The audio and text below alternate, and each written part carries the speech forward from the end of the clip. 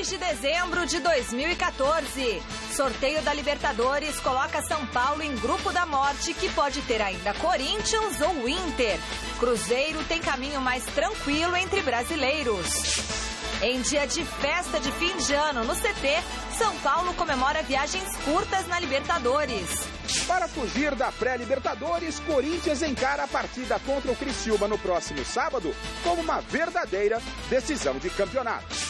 Valdívia treina com bola pela primeira vez depois da lesão e deve estar à disposição de Dorival Júnior para o jogo decisivo contra o Atlético Paranaense.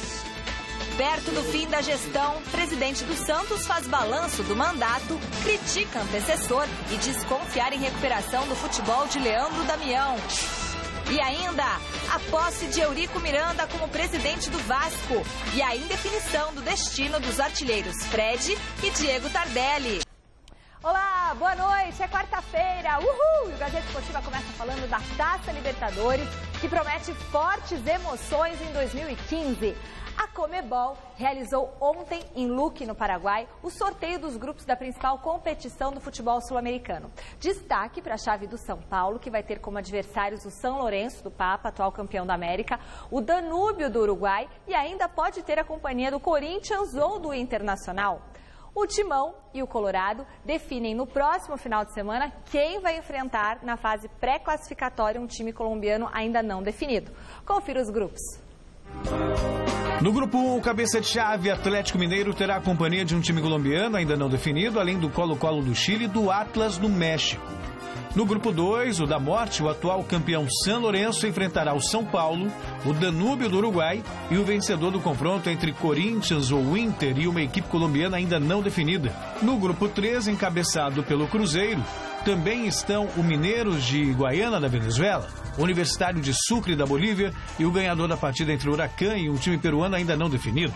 No grupo 4, o Emelec jogará com o terceiro colocado do Brasileirão, Inter ou Corinthians, além de uma equipe chilena não definida e do vencedor do jogo entre Morelia do México e The Strongest da Bolívia.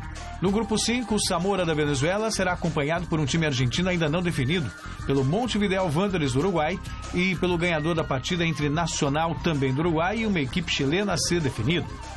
No grupo 6, o River Plate é o cabeça de chave e terá pela frente um time peruano, além do San José da Bolívia e do Tigres do México. No grupo 7, o Atlético Nacional da Colômbia jogará com uma equipe do Equador ainda não definida, Libertad do Paraguai e o vencedor do confronto entre outro time equatoriano e um argentino. E por fim, o grupo 8, ainda sem nenhuma definição, uma equipe peruana será cabeça de chave seguida por um time argentino, outro do Paraguai e o ganhador da partida entre o Deportivo Táchira e uma equipe paraguaia a ser definida. Grande noite para você que acompanha o Gazeta Esportiva. Mais legal seria se nós tivéssemos os nomes de todos os times que vão participar da próxima edição da Libertadores América. Seria muito mais sensato e muito mais bonito para a festa. De qualquer forma, já temos uma definição. Dos clubes brasileiros, vale destacar, eu acho o Cruzeiro, para mim, o grupo do Cruzeiro é o mais fácil, é um caminho muito tranquilo para o campeão brasileiro. Em contrapartida, o grupo do São Paulo e, quem sabe, do Corinthians é, sem dúvida, o grupo da morte.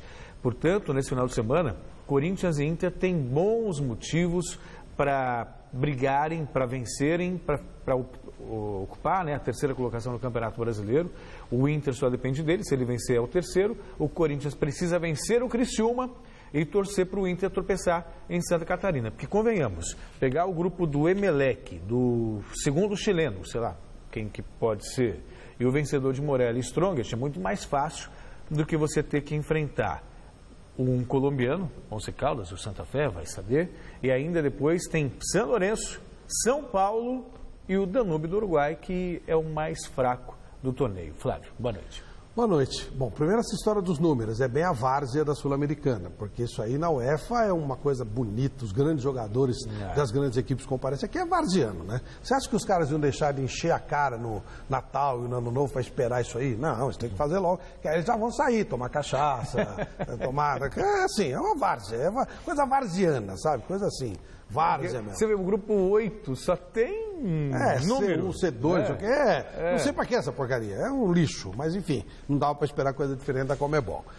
Com relação a esse negócio de grupo da morte, pela lógica, pelo que a gente percebe, já tem o time classificado, é o Danúbio. Toda vez que tem grupo da morte... Costa Rica, toda vez que tem grupo da morte. Você lembra quando tinha o grupo da morte?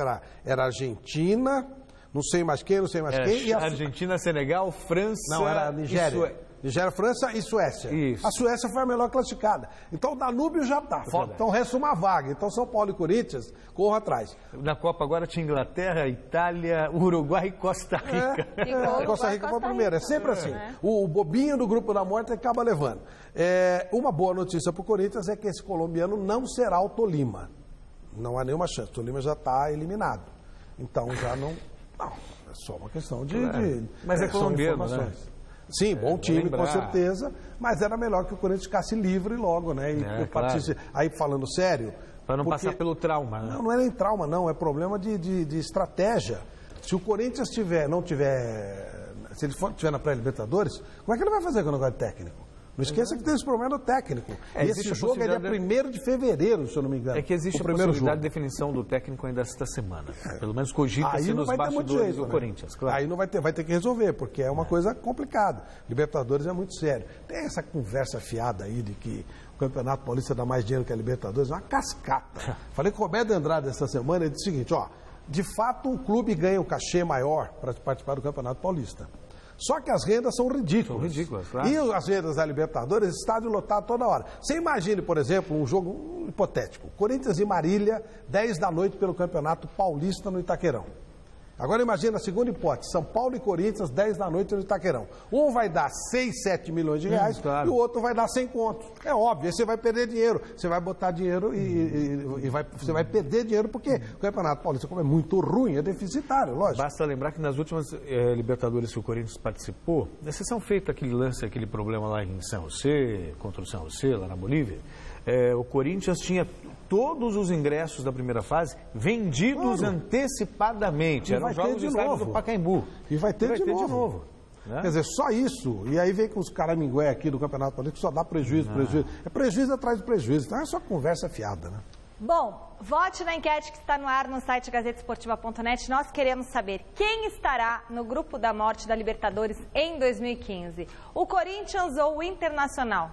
Celso Cardoso, Corinthians ou Internacional vai estar nesse grupo da morte? A lógica aponta a Internacional, mas acho que eu estou com um pressentimento da Corinthians. Porque o Corinthians é um adversário muito mais fácil, que é o Criciúma, e o Internacional acho que vai ter problemas lá com o Figueirense em Santa Catarina. Para mim, da Corinthians. Flávio. Então ele está fora do grupo da morte. Corinthians estaria fora do grupo da morte. Então dá Internacional no grupo da morte, respondendo a pergunta da Michele. Você confunde a pergunta. Eu confundo? Espera um pouquinho. O grupo da morte é o quarto colocado. Peraí, vamos reler a pergunta. O grupo da morte é o quarto colocado. Você bota o Corinthians em terceiro e mete ele no grupo da morte, ela fica doida. Ela fica doida. Tá certo. Então o Internacional vai estar no grupo da morte. E Flávio? Você viu como ele muda? Eu acho que o Corinthians mudei. O Corinthians vai pro grupo da morte. Acho que do jeito que tá vai ficar. O grupo da morte é o que tem o São Paulo, São Lourenço, não é isso, e que o Danúbio já está classificado. Até vocês estão me confundindo. E eu não tenho esse papel aqui da enquete na minha mão. Qual é a pergunta? Nós queremos saber, 2 pontos, letra maiúscula, quem estará no grupo da morte, com letras grandes, da Libertadores em 2015? O grupo da morte é São Lourenço, Danúbio, São Paulo e o time brasileiro que vai para a pré-Libertadores. Corinthians ou Internacional? Aí ele fala Corinthians e fala que o Corinthians vai ficar em terceiro. Se ele ficar em terceiro, ele não vai para esse grupo. O senhor está bagunçando tudo. Não, você falou que o Corinthians... Você falou que o Internacional vai perder. Então o Internacional vai para o grupo da morte. Ele não pode... Você está me enlouquecendo. O terceiro colocado não vai para o grupo da morte, é o quarto. Você falou que o Internacional vai ter problemas lá. E que o Corinthians vai se classificar que é o adversário mais fraco. Então, Corinthians, terceiro, Internacional, quarto. Aí você fala que o Corinthians vai pro grupo da morte, quem que fez golo? Bom, pra ele o Corinthians tá fora da Libertadores na pré-Libertadores, é isso. Resumindo. Não foi nada disso que eu disse. Bom, você que está em casa, vote, acesse, o que importa é a sua opinião, o resultado no final do programa de hoje. E não dá pra dizer por qual equipe será, mas Tite voltará a trabalhar com o futebol em 2015, já não era sem tempo. Quem disse isso? O próprio Tite, numa entrevista exclusiva ao repórter Adriano Dolfi.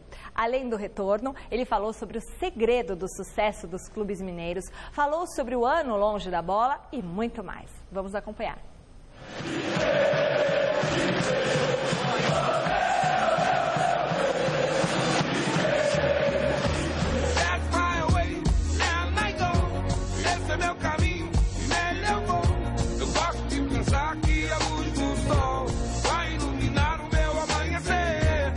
mais de 10 meses depois de deixar o Corinthians, a gente recebe aqui na TV Gazeta um personagem muito especial.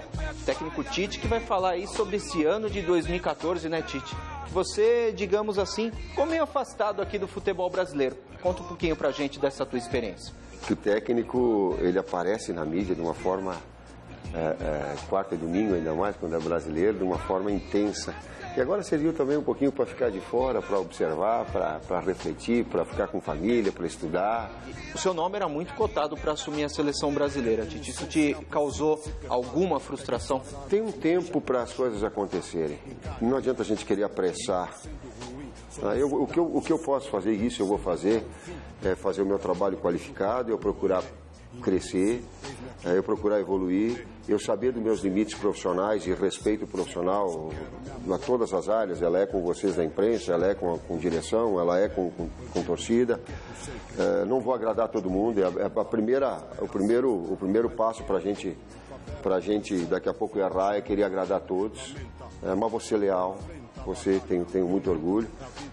E as coisas vão acontecendo, eu acredito que por merecimento, é uma palavra que eu usei bastante, a gente acaba merecendo aí a nossa trajetória. Você conseguiu dimensionar o tamanho do estrago que foi o 7-1? Foi surpreendente, sim.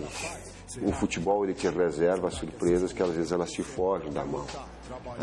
Eu estou falando de um contexto todo, de uma equipe que estava muito bem preparada e de um momento que daqui a pouco o futebol te retirou e acabam acontecendo esses resultados dilatados que são fora do normal. Pois é, o Dunga pegou aquele chamado rabo de foguete, né? Ele assumiu o time, seleção despedaçada, teve que reconstruir tudo, conseguiu 6 vitórias. Você acha que isso, de certa forma, conseguiu apagar, atenuar um pouquinho tudo que aconteceu na Copa? Existe um tempo para a gente avaliar um trabalho. A expectativa inicial, o resultado inicial, poxa, sim. Mas um trabalho ele só é medido quando tu faz competições oficiais e quando tu tem no mínimo um ano de trabalho. Aí a gente consegue olhar o início, o meio, o fim, acerto, erro, o que está jogando, o que não está jogando. É uma equipe que ela propõe jogo, que tem armador, que é de velocidade, que é de contra-ataque, qual é o jeito, qual é que não é o jeito. A gente tem mais elementos para avaliar isso, para desenvolver o trabalho. Ô Tite, como é que você está avaliando o futebol brasileiro? Por que o futebol mineiro está em tanta vantagem com os outros centros do país? Tu está me perguntando, a primeira coisa assim, que me vem na cabeça é uma sequência, uma manutenção de uma base de equipe, pelos seus dirigentes, das pessoas que comandam. E se tu pegar o Atlético, tu vai pegar quantos jogadores ele mantém da final do Mundial. E ele não desfez porque perdeu pro tipo Raja Casablanca. Ele se manteve, a sua estrutura base ele manteve. O Vitor manteve, o Leonardo manteve, o Rever manteve, o Rocha manteve, o Pierre manteve, o Donizete manteve, o Lua manteve, o Tardelli manteve, o Cruzeiro da mesma forma. Tu vê, o Cruzeiro ganhou o Brasileiro, mas teve insucesso na Libertadores, teve insucesso na Copa do Brasil, e aí se manteve. Tem. O perder ele faz parte do conjunto da obra do vencedor também, né? Nos treinamentos a gente acompanhava você era o primeiro a chegar ali no campo muitas vezes, né? Ficava ali rolando a bola, pensando, matutando. Como é que tá a tua ansiedade para voltar a trabalhar? Foram 3 anos e meio que tu vive de manhã, de tarde e de noite. A responsabilidade é muito grande, o direcionamento ele é muito grande. A gente lida com a felicidade das pessoas. Qualquer clube que nós tivermos, quando vence no final de semana, eu tenho a consciência exata de que o pai vai ter uma janta mais feliz, a esposa vai ficar contente, os filhos vão ficar legal. Melhorou a tua qualidade de vida? Não, porque eu ela só me fez voltar um pouquinho do outro lado, mas minha qualidade de vida ela tá ligada ao campo. Tá ligada ao campo, tá ligada. Dá para cravar que ano que vem você volta? Você já tem proposta? Sim, a intenção de poder retornar. Pode ir armando o coreto e preparando aquele feijão preto, eu tô voltando. Põe meia dúzia de brama pra gelar, muda a roupa de cama, eu tô voltando. Bom, Celso, a gente, a grosso modo, pelo menos 4 times devem mudar times importantes, né? Devem mudar treinadores no ano que vem, fora surpresas, tipo, o Marcelo Oliveira está fazendo um trabalho maravilhoso, recebe uma proposta de um time de fora, como aconteceu com o Cuca, ou o próprio Levi Coupe. Mas a gente tem como mais ou menos certo Corinthians, Santos. Corinthians, Santos, Palmeiras, que estão falando muito, então não fica, e o Internacional de Porto Alegre. Não é isso? É o que se fala. Não sei nem se é o correto. Só estou colocando o que está sendo dito. Aliás, cogita-se até uma troca que não é necessariamente uma troca. O Tite indo para o Inter, o Abel indo para o Corinthians. Eu acho que o técnico que está mais perto do Corinthians é o Oswaldo Oliveira. Principalmente se o Roberto Andrade ganhar a eleição. Acho que há uma ligação muito forte entre eles. E o Oswaldo, é bom que se diga, foi campeão do mundo pelo Corinthians. Então, esse é um resquício importante. Aí você vai, Celso, aí eu imagino... Aquele lá, você está te falando? Eu imagino que o Tite tenha um espaço enorme para trabalhar no Internacional. Seria assim o mais natural. Estou colocando o natural. Até pelo bom trabalho que ele já fez lá. Claro, e no Corinthians também, maravilhoso. Eu só estou colocando situações, pelo que se ouve aqui e acolá. Aí ficariam o Palmeiras e o Santos, partindo do pressuposto que a gente espera que o Palmeiras escape, porque se for na Série B aí já complica o negócio. Aí nós teríamos o Mano Menezes e o Abel Braga para cobrir esses dois lugares. Isso aí eu, estou levantando hipóteses, mas acho que está mais ou menos dentro. Né? Avaliando de fora, Flávio, vamos imaginar que, sei lá, fosse um consultor do Tite. O Tite para o Corinthians seria uma boa. Seria sensacional o Tite trabalhando no Corinthians, até pelo passado recente, por tudo que ele fez. Por outro lado, não sei se para o Tite trabalhar no Corinthians seria uma boa. Não, eu acho que o Tite seria fantástico para o Corinthians. Mas não sei até que ponto o Corinthians seria fantástico para o Tite. Também acho isso. Porque o Tite tem a referência de um trabalho de 3 anos. Né, que rendeu frutos depois de 3 anos. Ganhou o Campeonato Brasileiro, ganhou o Libertadores da América e ganhou o Mundial. E quando era para ser demitido, o Andrés bancou, ele continuou. E aí, exatamente, aí que perdeu o cargo do São Paulo. Então, o torcedor, ele não tem paciência. E quem não entende de futebol e que tem aos montes envolvidos na gestão do clube, também dão palpite. Então não entendem que muitas vezes o trabalho só surte efeito a partir de um tempo. O próprio Mano Menezes está pagando, está sofrendo com isso no Corinthians. Estava numa reformulação em andamento e aí criticado até agora e pode terminar o campeonato em terceiro. No Internacional, eu acho que o nível de cobrança do Tite, ou em relação ao trabalho do Tite, seria menor. E ele também tem um passado não tão glorioso como no Corinthians, mas acho que ele teria, digamos, um pouco mais de gordura para queimar. O corintiano, se o Tite assumir, ele já tem certeza absoluta que o Corinthians já é campeão do mundo jogando contra o Real Madrid a final. Isso aqui, Libertadores, não vamos nem conversar. Então vai estar fácil, então vai estar muito complicado, né, pro Tite. Então eu acho hoje que o Tite é mais importante para o Corinthians do que necessariamente o Corinthians para o Tite. Entendam bem o que eu estou falando, em termos profissionais, em termos de cobrança, em termos de sequência de trabalho. Copa do Mundo, além da suspeita de compra de votos para que o Catar fosse sede do Mundial de 2022, a situação dos trabalhadores das obras para a competição também é preocupante, já que são muitas as denúncias de trabalho escravo e de morte de operários em serviço. Em um evento no Sri Lanka, o mandatário da entidade que regula o futebol mundial preferiu deixar o assunto na mão de outros. O presidente da FIFA, Joseph Blatter, esteve ontem em coletiva de imprensa no Sri Lanka e rebateu as acusações de que no Catar as obras para a Copa do Mundo de 2022 estão sendo feitas com trabalho escravo. In Qatar, they are working big companies from Germany. No Catar, eles estão trabalhando para grandes empresas da Alemanha, da França, da Inglaterra e de outros países europeus que são os responsáveis pelo bem-estar dos trabalhadores, e não a FIFA. And not FIFA. They are responsible. Or, in addition, the conditions that stuck Qatar and not we. Isso diz respeito ao Catar e às condições de trabalho daquele país, não a nós. Mas é claro que por causa da Copa do Mundo está tudo ligado, já que antes isso não estava em foco. Então, graças a esse evento, eles terão uma qualidade de vida melhor, não só no Catar, mas em todos os países onde possuem esse sistema de trabalho que será abandonado. So FIFA is a precursor. FIFA gives now the incentive.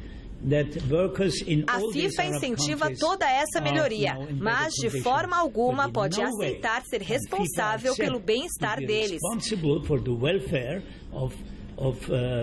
Workers, they belong to commercial and industrial companies of other countries. É comum que viajantes da Índia, Nepal, Paquistão e outros países vizinhos tenham os passaportes apreendidos e trabalhem em condições desumanas no Golfo Pérsico. Sendo assim, muitos estádios da Copa estariam sendo construídos por esses operários em plena escravidão. Em março desse ano, o jornal inglês Daily Mirror publicou que cerca de 1.200 pessoas já teriam morrido nas obras para esse evento. Em outras palavras, ou falando claramente, a FIFA lavou as mãos, né? Como se ela não tivesse responsabilidade. É engraçado que ela tem responsabilidade na organização, né? Na verba que entra de patrocinadores, nos impostos que ela pede isenção. E aí, quando tem uma coisa séria, denúncias de trabalho escravo, e a gente está falando de trabalho escravo, não é 2 séculos atrás, não, é agora, em 2014. E a FIFA simplesmente diz que não tem responsabilidade sobre isso. Quer dizer, poderia pelo menos, vamos trabalhar para investigar, alguma coisa do gênero, ter uma posição um pouco mais clara, com um pouco mais de coerência. Só lava as mãos, né? Não, só lava as mãos. Né? Quer dizer, normal, né? O dinheiro vai entrar no bolso e porque a FIFA, para você fazer isso, você precisa ter moral, e a FIFA é imoral.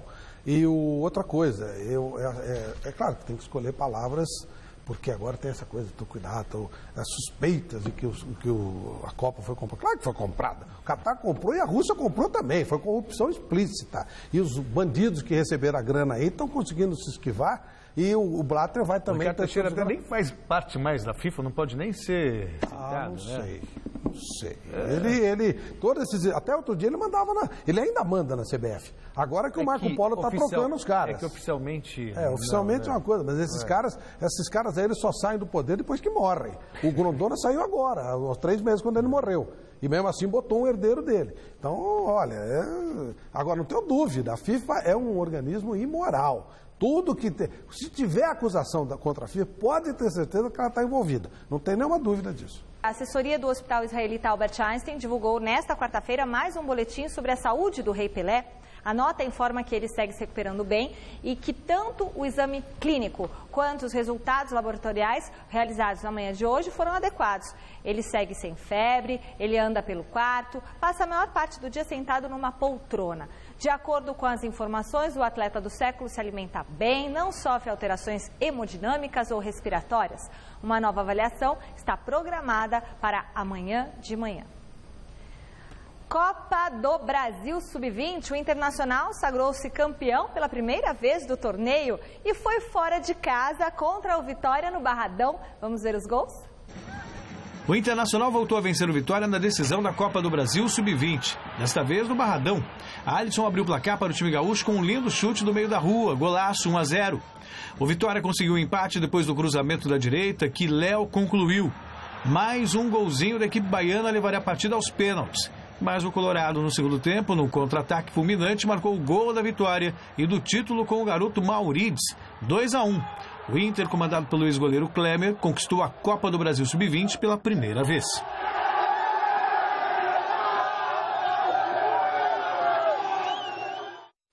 O detalhe é que o Klemer já chegou a 11 finais. Outro dia ele virou técnico, das quais ele ganhou 9. Então, sensacional, vamos prestar atenção no trabalho dele. E o Inter é um dos times mais organizados do Brasil, se não o mais organizado, merece ganhar esse tipo de título.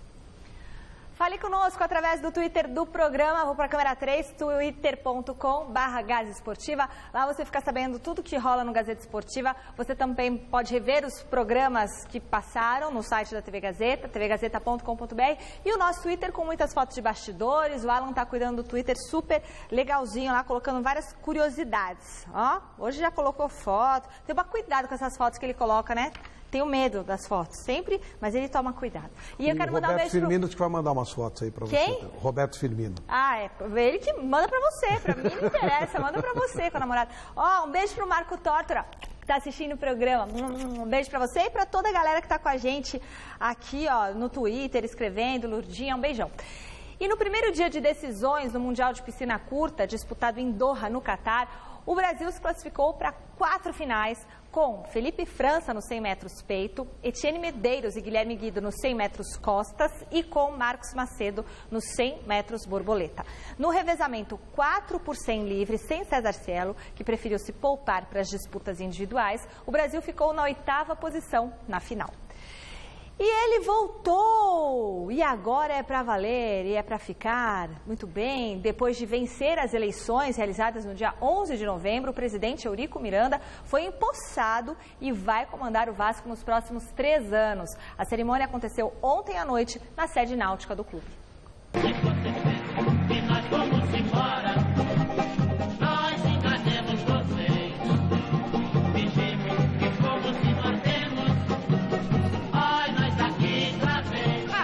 Eurico Miranda está de volta à presidência do Vasco da Gama. Na vida política do clube desde o final da década de 60, o polêmico cartola vascaíno foi empossado nesta terça-feira para o 4º mandato, retornando ao posto que deixou em 2008 por decisão judicial. A cerimônia de posse aconteceu na sede náutica do Vasco, com a presença do ministro do Esporte, Aldo Rebelo, do prefeito Eduardo Paes e do presidente da Federação de Futebol do Rio de Janeiro, Rubens Lopes da Costa Filho. Eleito para o triênio 2015-2017, o dirigente fez um discurso emocionado e agradeceu o apoio dos correligionários. Agradeço profundamente a um grupo de jovens, nem todos tão jovens assim, que se formou lá atrás. O casaco, não só pela lealdade, mas pelo incansável trabalho de conscientização e luta pelo ideal. Dizem que sou o símbolo do atraso, do retrocesso, das ideias vencidas. Mas ter por perto jovens que pensam o Vasco como eu, me faz acreditar que o processo que dá vida ao clube é contínuo. Encerro apenas dizendo que o Vasco não volta a ser grande hoje. O Vasco nunca deixou de ser grande. Nunca deixará de ser grande. Mas com certeza o Vasco volta a se entender como grande a partir de hoje, a querer o grande a partir de hoje. A inquietude é a nossa propulsão. Saudações vascaínas.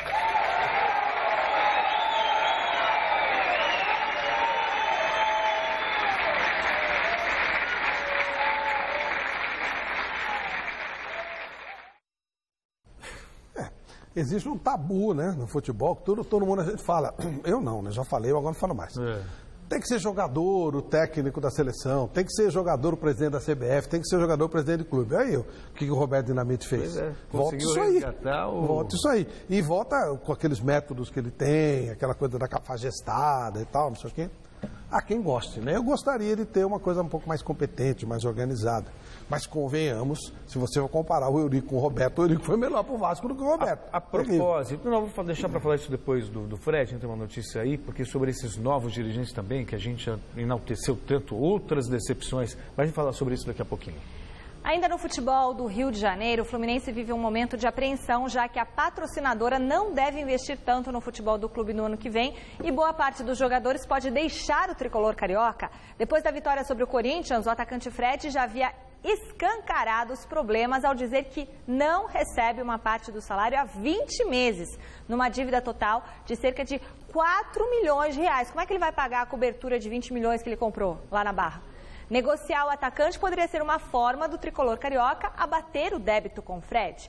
O lateral Carlinhos já se despediu dos companheiros, enquanto nomes como Rafael Sobis, Walter, Diego Cavalieri e Gum também podem deixar o clube.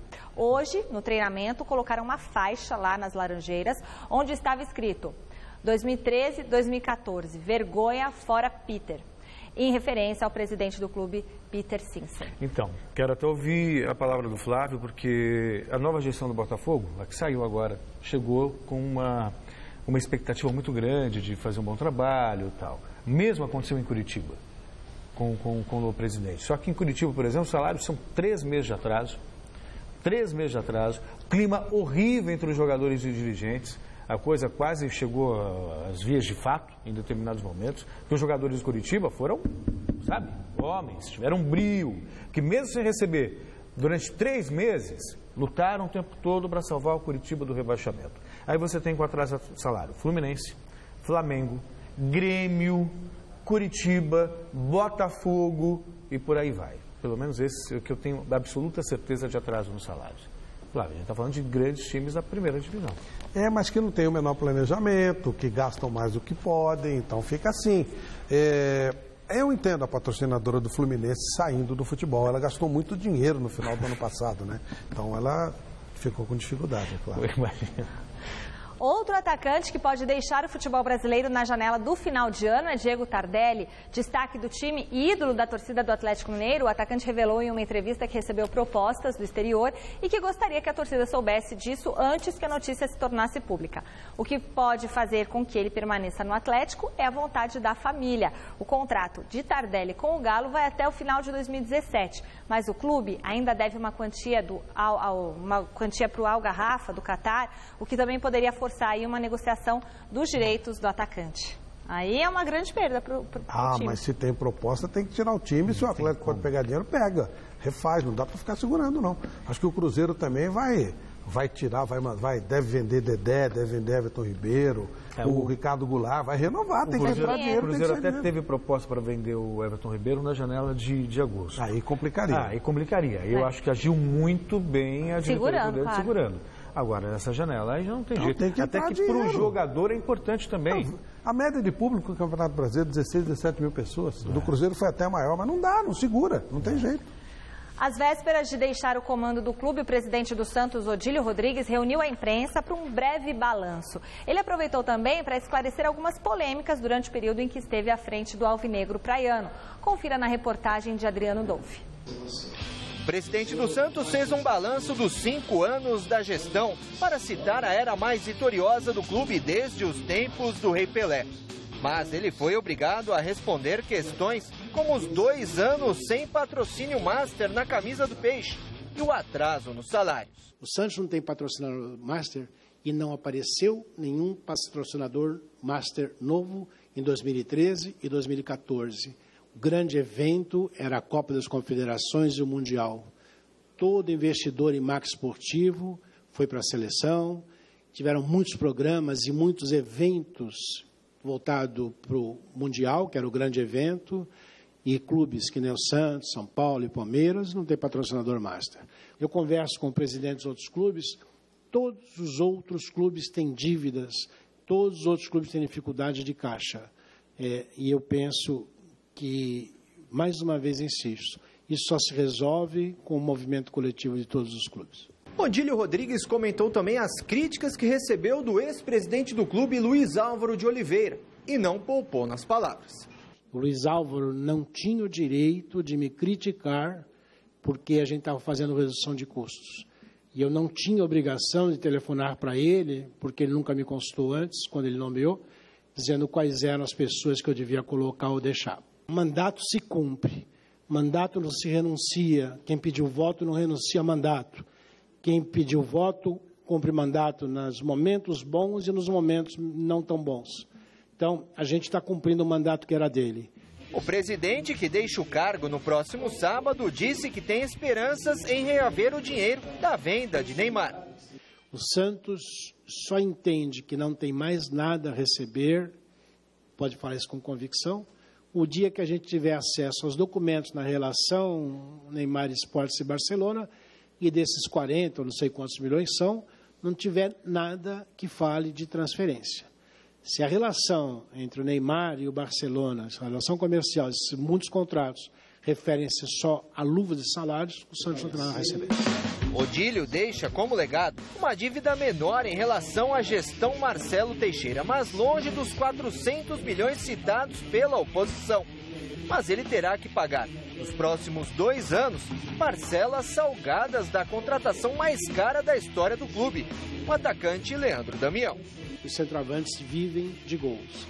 Ele passou uma fase ruim, sem fazer gols, evidentemente começou a ter uma cobrança muito grande, e aí assume importância o valor da contratação. tem uma diferença, eu converso com o Mário Gobi. Mário Gobi tirou 42 milhões do fluxo de caixa dele para comprar o Pato. O Santos não colocou um tostão, a não ser €1 milhão para trazer o Leandro Damião. Esse é um parceiro que pagou.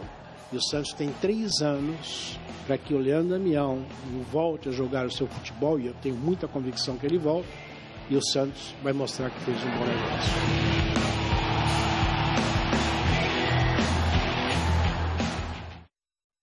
No São Paulo, o principal assunto do treino de hoje foi o sorteio que definiu os grupos da Libertadores do ano que vem. Confira as informações do Tricolor com o repórter Alexandre Silvestre.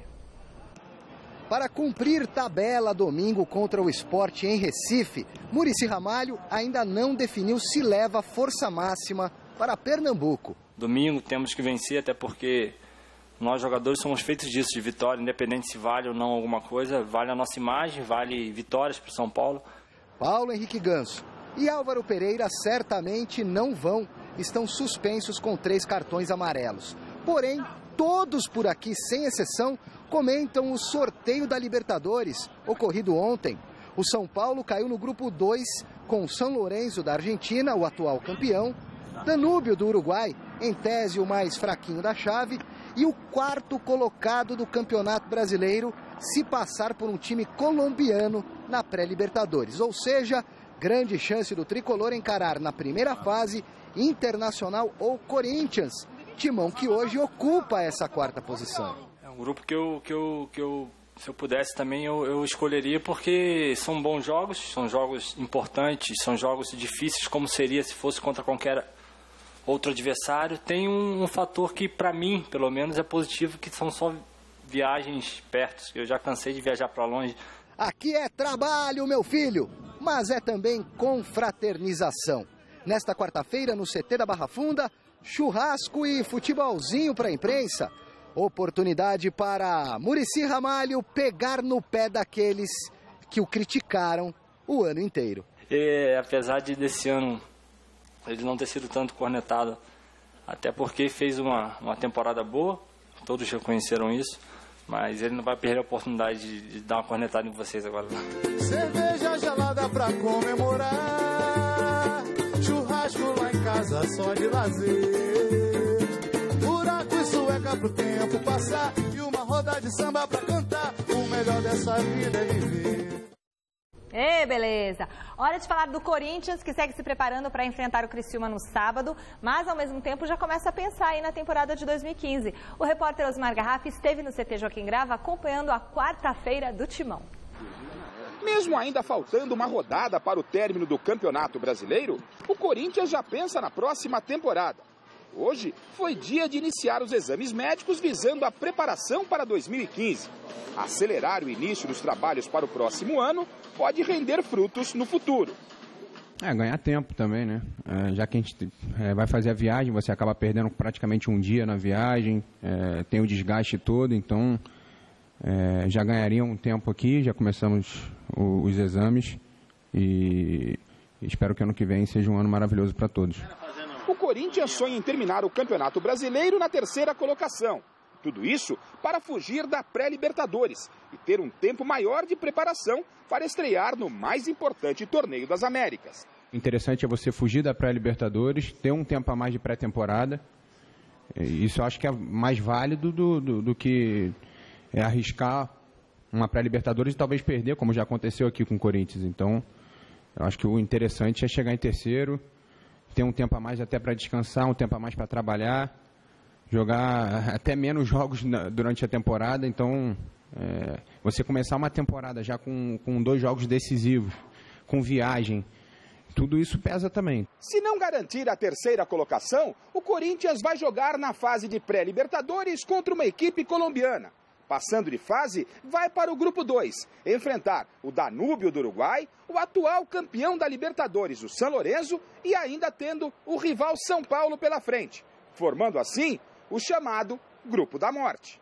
Independente da chave que a gente possa entrar, as 2 chaves são muito difíceis, então o torcedor tem que estar com o coração preparado. Para fugir da pré-Libertadores, o Corinthians terá que vencer o Criciúma na última rodada do Campeonato Brasileiro e torcer para o Inter de Porto Alegre não obter vitória contra o Figueirense. Os 2 jogos serão disputados no próximo sábado e, por isso, a partida contra o já rebaixado Criciúma está sendo encarada por aqui como uma verdadeira decisão de campeonato. Então, a gente tinha falado aqui, nos últimos 5 jogos eram 5 finais, né? E como a gente tinha programado, falta esse jogo, falta mais uma final. Eu acho que mesmo se a gente não classificar para a Libertadores, a gente tem que dar esse presente que é a vitória para a torcida. O Corinthians andou tropeçando, né, em casa contra adversários fracos. Não imagino o que aconteça agora com o Criciúma, que o Criciúma está totalmente desfigurado, rebaixado, quer dizer, então o Corinthians tem tudo para fazer a parte dele. Eu acho que depende mesmo do jogo de Santa Catarina, Internacional e Figueirense. Figueirense tem endurecido para os grandes times. O último jogo não ambiciona mais nada o Figueirense, mas acho que vai jogar pela dignidade e pela honra. Em relação ao trabalho do Mano Menezes, Flávio, ele entrega o Corinthians na Libertadores da América. Vejo muita gente criticando o Mano. Eu, sinceramente, não faço coro com esses críticos, não. Acho o Mano um bom técnico. Acho que fez um bom trabalho, a gente não pode descartar essa questão da reformulação do elenco. Claro que eventualmente comete erros, mas eu vou além. Se eu fosse o Corinthians, eu renovaria com o Mano, para dar sequência a esse trabalho. Quem que chega agora vai recomeçar, e ele já tem uma base pronta. Eu, sinceramente, acho que por mérito o Mano merecia continuar. Sim, é um erro trocar. É um erro, até pela exigência do Corinthians, por essa possibilidade de pré-Libertadores. Então você sai, os jogadores saem de férias, voltam, eles vão ter alguns dias para trabalhar e já tem jogo decisivo do ano. Não é nem pré-temporada, nem nada. Não, é uma coisa muito corrida e ninguém melhor do que o Mano para fazer esse trabalho. Seria um erro, eu também gostei do trabalho do Mano, acho que foi um trabalho competente. O Cruzeiro estava mais organizado, deu mais certo, foi campeão, mas o Corinthians esteve sempre entre os melhores, quase sempre esteve brigando por ali. O assunto agora é o confronto decisivo do Palmeiras contra o Atlético Paranaense. Na manhã de hoje, o Furacão anunciou através de uma nota oficial que não irá adquirir a cota de ingressos de visitante para a partida com o Verdão. O texto diz que, em razão de conhecimento de ameaças de confrontos entre torcidas organizadas e de solicitações das autoridades responsáveis, o Clube Atlético Paranaense informa que não exercerá o direito de compra de sua cota de ingressos para a partida de domingo. Eles pediram também a compreensão dos torcedores e disseram que a atitude visa a segurança de todos. Com isso, o Allianz Parque terá torcida única. Ainda não foi divulgado se os ingressos que seriam para os atleticanos serão vendidos para os palmeirenses. E aí, é bom ou não para o Palmeiras, hein? É bom, né? Torcida única. Não, é bom ter torcida única, porque quando tem torcida aqueles 5%, só vai tranqueira, só vai uniformizado essas porcarias. Deveria ser adotado direto esse critério em todos os jogos. E está difícil dar notícia boa para os palmeirenses, mas hoje nós temos uma. O principal jogador do Palmeiras deve estar em campo no jogo com o Furacão. Quem sabe, com o retorno de Valdívia, Henrique não volta a marcar gols? Hoje, o atacante foi o escalado para conversar com os jornalistas. Veja na reportagem de Fernando Gavini. Como tem acontecido nas últimas 2 semanas, o treino do Palmeiras foi com os portões fechados. Mas quando eles foram abertos, uma novidade. Valdívia, que se recupera de uma lesão na coxa, estava em campo, fazendo um trabalho de movimentação com a ajuda do zagueiro Wellington.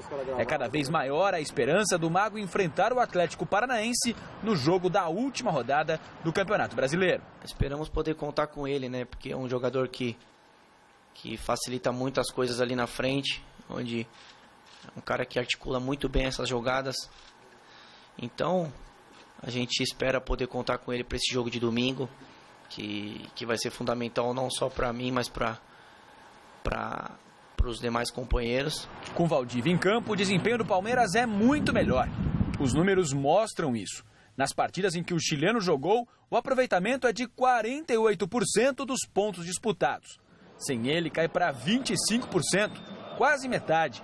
Das últimas 5 derrotas seguidas, Valdívia só jogou a partida contra o Atlético Mineiro e o primeiro tempo contra o Curitiba, quando saiu machucado. Cada atleta tem um